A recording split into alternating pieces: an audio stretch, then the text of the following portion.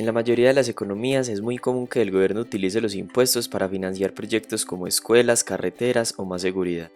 Aquí estudiaremos cuáles son los efectos del impuesto sobre las ventas de un bien y quién pierde más, si vendedores o compradores. Supongamos que el gobierno decreta un impuesto sobre los vendedores de gaseosas de $1. En otras palabras, los vendedores son quienes deben pagar el impuesto al gobierno. Vemos en la gráfica que el impuesto inicialmente no afecta a los compradores de gaseosas, entonces la curva de demanda queda igual. Por el contrario, para los vendedores, al tener que pagar un impuesto, reducen las ganancias y algunos se retiran. Entonces la oferta se reduce y la curva de oferta se desplaza a la izquierda en el equivalente a $1.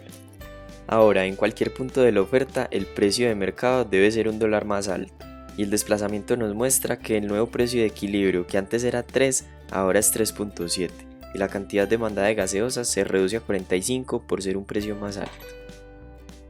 Aparentemente hasta aquí el impuesto lo pagan los vendedores, sin embargo, tanto compradores como vendedores se ven perjudicados.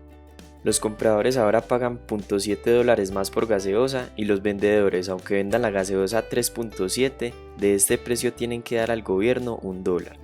Por esta razón también se ven perjudicados, pues realmente reciben $2.7 por gaseosa. En conclusión, los impuestos generan ineficiencia en el libre mercado, los vendedores reciben menos y los compradores pagan más, y a pesar de que el impuesto iba dirigido a los vendedores, resulta perjudicando más a los compradores. Si te preguntas qué pasaría si el impuesto del gobierno recae sobre los compradores, los efectos serían iguales, solo que en este caso la curva de demanda se desplazaría hacia la izquierda.